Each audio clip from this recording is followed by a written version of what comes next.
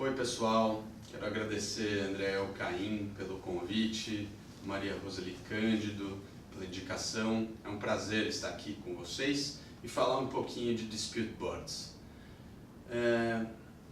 E vou explicar por que os Dispute Boards são tão importantes, tão interessantes para as obras civis.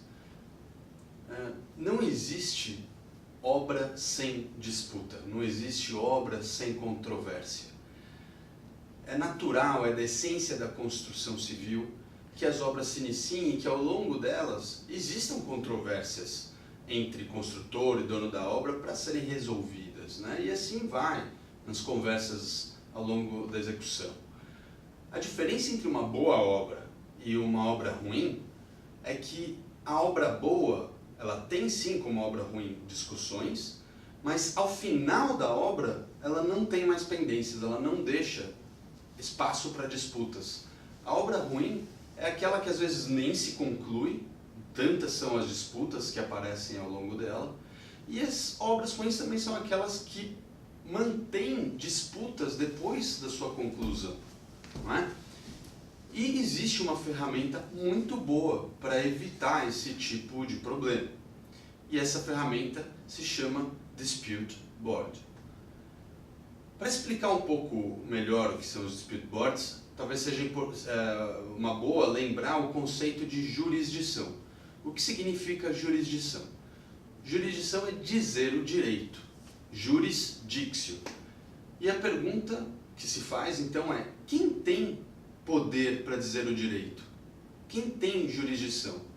No direito brasileiro, tem jurisdição o juiz, a corte estatal, e também o árbitro, de uma maneira extrajudicial, pode dizer o direito. Portanto, você tem jurisdição na arbitragem e tem jurisdição no judiciário. E o Dispute Board? Bom, o Dispute Board é um comitê formado por técnicos que dá recomendações ou decisões. A diferença é que, evidentemente, a recomendação por si só não vincula as partes, e a decisão vincula sim as partes, mas vincula contratualmente, não é jurisdição, não tem força de sentença como uma decisão judicial, não tem força de sentença como uma decisão arbitral. Mas a decisão desse comitê de solução de disputas, esse Dispute Board, ela vincula contratualmente as partes. Muito bem. Tendo esse conceito bem aclarado, vamos à natureza do Dispute Board, vamos entender como ele funciona. Como eu disse, o Dispute Board é um comitê formado por 3 pessoas normalmente. Se recomenda que essas 3 pessoas sejam 2 técnicos na matéria e 1 jurista. E esse comitê, ele é instalado, ele é contratado tanto pelo dono da obra quanto pelo construtor. Esse comitê é levado à execução da obra civil desde o D0 da obra. Assim que a obra se inicia, esse comitê já está ali presente. Ele recebe periodicamente informações sobre o andamento da obra, relatórios. Esse comitê periodicamente visita a obra. Ele não fica todo dia no canteiro, né, nos containers, mas ele periodicamente, de 1 em 1 mês, 2 em 2 meses, 3 em 3 meses, depende de como isso ficar acertado entre todos, ele põe o pé no canteiro da obra, conversa com as partes, conversa com os executores, pedreiros, com todos os players, e ele entende o que está acontecendo, não é? Muito bem. E como eles já estão entendendo e têm noção muito clara do avanço dos trabalhos e também dos problemas que estão acontecendo, eles podem ser imediatamente convocados pelas partes para resolver alguma disputa que elas estejam enfrentando. Então veja, diferentemente de um árbitro, diferentemente do judiciário, que só é chamado e só vem a ter conhecimento dos problemas que afetam a obra quando há o peticionamento, os membros do comitê, eles já têm informações, eles sabem o que está acontecendo. Portanto, quando eles são convocados a dar uma decisão ou a dar uma recomendação, essa decisão ou recomendação é dada muito rapidamente e com bastante propriedade de conhecimento. E principalmente por serem dois técnicos e têm bastante conhecimento sobre obras daquele tipo, e um jurista, é que a gente consegue ter uma decisão ou uma recomendação bastante adequada do ponto de vista jurídico e do ponto de vista técnico. E é muito difícil de se refutar. Veja, pessoal, o Dispute Board, talvez no Brasil a gente ainda esteja começando, mas ele não é novidade para ninguém. Os Dispute Board existem há mais de 40, 50 anos. Lá nos anos 70, na construção de uma barragem em Washington, é que ele começou a ser desenvolvido. As partes, construtor e dono de obra, ao longo da execução de uma obra, uma barragem, eles começaram a ter rusgas, como toda obra tem. E vendo o aparato jurídico, judicial, arbitral, tentaram evitar a jurisdição e falaram, pessoal, vamos tentar resolver aqui, faz o seguinte, aí olha, construtor, chama aquele engenheiro, aquele professor, lembra aquele professor que você... Muito bem, chama ele para cá, vamos ver se ele dá uma ideia. Eu vou fazer o seguinte, eu também vou chamar aquele engenheiro, aquele outro professor, e de repente os dois analisam os pleitos que a gente está trocando aqui e eles chegam a uma ideia, uma sugestão. E foi assim que aconteceu. Aqueles dois engenheiros, ouvindo as partes, recebendo os claims, olhou e, olha, sugerimos que a solução seja essa. As partes acataram, gostaram da ideia e disseram, olha, os senhores que estão aí, professores, a gente tem uma outra disputa aqui acontecendo, o senhor poderia já dar uma olhada nisso daqui também, por favor? Ah, claro, tudo bem. Eles foram lá e olharam uma segunda disputa, deram uma outra recomendação, ah, ótimo, tá bom. O construtor teve que pagar um pouquinho, ele não esperava ter que pagar, mas muito bem, a obra seguiu e se concluiu sem pendências. Mais uma vez, a obra acabou no prazo e no preço acertado. A obra se concluiu sem pendências, portanto, uma boa obra.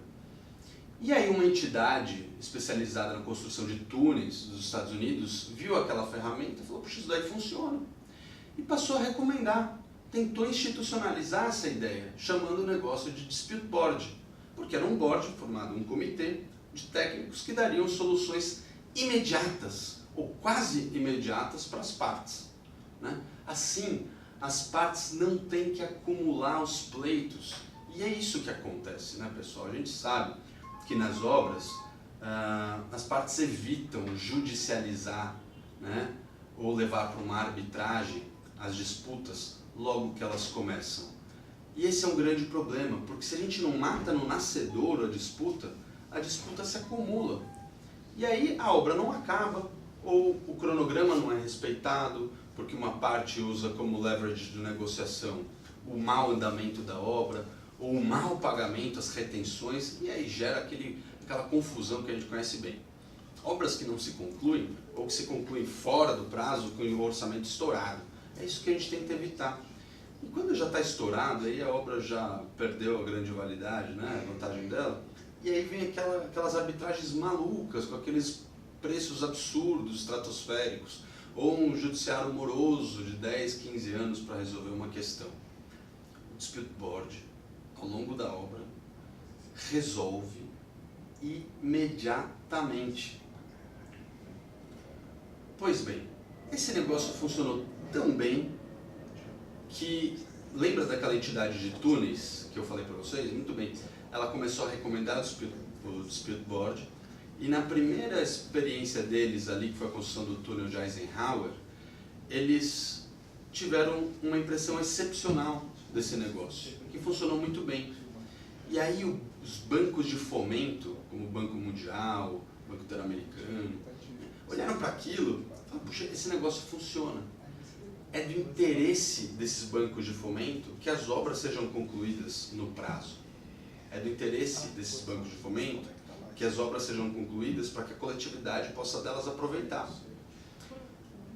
Então, vendo essa ferramenta como um negócio que permite a observação do cronograma e a conclusão da obra, eles começaram a exigir que as obras que fossem por eles financiadas tivessem os dispute boards. Então hoje você vê, por exemplo, obras de saneamento que são financiadas pelo Banco Mundial, obras, enfim, de infraestrutura. O Banco Mundial só dá dinheiro se as partes disserem ok, eu aceito o dispute board. E assim fica muito bem. E as entidades internacionais de construção civil, olhando para isso, também encamparam a ideia. Então hoje a CCI, que é a Câmara de Comércio Internacional, tem regulamentos. O FDIC, que é a grande entidade internacional de direito da construção, recomenda vivamente, inclusive nos modelos de contrato de construção do FDIC, existem lá já cláusulas que pré-estabelecem o funcionamento dos dispute boards. Portanto, não é novidade. E aqui no Brasil? Aqui no Brasil a gente já vinha tendo dispute boards, mas nas obras que envolvem a administração pública, o administrador fica um pouco relutante para colocar o dispute board, porque ele diz, escuta, eu não conheço nenhuma lei que preveja esse mecanismo. E de fato, até pouco tempo não havia uma lei. E aí um vereador aqui de São Paulo me convidou para escrever uma lei, e eu escrevi essa lei, e a gente aqui na cidade de São Paulo montou a primeira legislação que reconhece o uso dos dispute boards como ferramenta idônea para a solução de disputas de obras ou de contratos administrativos que envolvam a administração pública. E foi muito bacana, reverberou muito bem no mercado, e hoje também já tem PLs no Senado e na Câmara dos Deputados, no âmbito da União, para consolidar esse entendimento de uma vez por todas.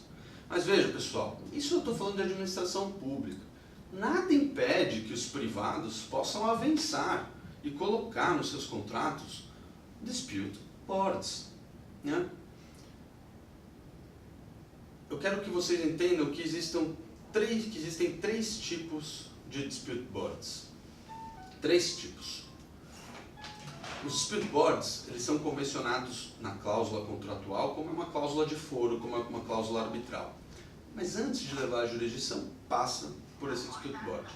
E vocês podem eleger três tipos. A gente tem o tipo de adjudicação, o dispute board de adjudicação, a gente tem o dispute board de recomendação e tem o dispute board híbrido. Quando as partes optam pelo dispute board de recomendação e elas elegem o comitê ali para resolver suas disputas, aquele comitê, logo que convocado pelas partes, ele vem, analisa os claims e dá uma recomendação para as partes. Diz, olha, sugiro que vocês sigam esse caminho, sugiro que o dono da obra pague por esse valor adicional, ou sugiro que o construtor execute de tal maneira o negócio. E as partes não ficam obrigadas a seguir aquela recomendação, é apenas uma opinião. E se o dispute board for de adjudicação? Se as partes na cláusula disserem, não, eu quero um dispute board, gosto da ferramenta, mas eu quero que ele seja de adjudicação. Bom, então os dispute boards, assim convocados, eles vão dar uma decisão. E essa decisão vai vincular contratualmente as partes. Mais uma vez, não se fala aqui de jurisdição, não tem força de sentença, mas contratualmente aquela decisão que for estabelecida vai obrigar as partes. Mas e se uma das partes se negar a observar a decisão do dispute board? Bom, aí há a necessidade de buscar a jurisdição. Se uma das partes se nega a observar e cumprir o contrato, porque aquela decisão vinculou contratualmente, a parte que não gostou, que não quer seguir com aquela decisão, pode buscar a jurisdição do Estado, o judiciário, ou pode buscar uma arbitragem, depende da cláusula que for estabelecida no contrato. Mas a questão, e aí em última instância vai se resolver, né? Mas a questão é a seguinte, existe uma estatística que é dada pelo Dispute Resolution Board Foundation, que diz que 98% das decisões de dispute boards, quando levadas à jurisdição, são mantidas. O que isso significa? Significa que se uma parte não quiser cumprir uma decisão de um dispute board, que ela tem que ter muita certeza do seu direito. Porque se ela tentar desafiar essa decisão e levar para a jurisdição, a chance dela perder e tomar uma sucumbência estratosférica é enorme. Tem um cara nos Estados Unidos que se chama Roger Peters. Ele dá um exemplo de uma coisa que aconteceu com ele quando ele era membro de um dispute board, em que uma das partes desafiou uma decisão do dispute board e levou ao judiciário americano. O juiz, quando viu aquela questão, olhou para uma parte, olhou para outra, mas escuta, vocês tinham 3 caras técnicos na obra para avaliar as disputas? Tinha. Esses 3 caras estavam presentes na obra, estavam conhecendo tudo o que está acontecendo? Sim, estavam. Esses 3 caras eram imparciais? Eles eram imparciais. Poxa, o que você quer que eu, juiz, que não conheço nada da obra, dê uma decisão aqui? Sinto muito. E descartou, extinguiu a ação e deu mérito do dispute board. E é assim que funciona. Pessoal, o dispute board é uma ferramenta fantástica, extremamente recomendada. Ela é uma ferramenta barata e principalmente se comparado com os custos de uma arbitragem. E outra, se você comparar com os custos de oportunidade, mesmo judiciais, advocatícios do judiciário, que também são também sofríveis. Existe uma estatística, novamente, e isso vai variar muito do valor da obra, mas vou falar aqui um pouco de custo, de quanto custa manter um dispute board. Primeiro, tem que estar muito claro. Depende do regulamento que as partes adotarem. Como você adota um regulamento de uma CCBC, do Instituto de Engenharia, qualquer câmara arbitral para uma arbitragem, existem regulamentos para dispute board. E cada regulamento estabelece um tipo de honorário. Mas também as partes podem combinar. Eu posso ligar para os membros que eu quero chamar aqui para serem membros do dispute board e falar, olha, eu estou disposto a pagar tanto, você topa? É uma negociação. Porque lá no início da obra não tem briga. Então todo mundo negocia, todo mundo fica de acordo. Né? Então tá bom, olha, eu vou te pagar, sei lá, R$3.000 por mês para ser membro do dispute board, o senhor topa? É pouco, mas eu topo. E assim vai, e a obra se conclui, o sujeito vai recebendo R$3.000 por mês, talvez receba um pouco mais quando tiver que visitar a obra, talvez receba um pouco mais quando tiver que decidir sobre um pleito, né? Mas isso tudo é avançado. E a estatística que eu vinha dizendo do DRBF é que depende do valor da obra, mas se diz que em torno de mais ou menos 0,1% do valor da obra é o dispêndio que se tem com os dispute boards. Pessoal, essa é uma solução fantástica. São inúmeros os exemplos de sucesso do dispute board. E talvez aquele de maior insucesso que eu possa dizer para vocês, e eu vou falar a palavra insucesso ironicamente, né? É o Canal do Panamá, uma obra extremamente complexa. Lá tiveram 10 dispute boards, 10 pleitos para serem resolvidos pelo dispute board. 10. E esses 10 estão sendo desafiados hoje na arbitragem. Olha que aí você vai me dizer, puxa, mas você tem que ir para a arbitragem depois, de que adianta o dispute board? Eu vou dizer, no Canal do Panamá, a obra foi entregue no prazo. Vamos lá resolver financeiramente o problema no judiciário, na arbitragem, mas os dispute boards permitiram que a obra fosse entregue no prazo. Então, mesmo com a maior dificuldade do dispute board, foi perfeito para a obra. Então, entenda, o dispute board vale para o projeto. Pessoal, tenho pouco tempo aqui para falar com vocês, agradeço muito pelo convite.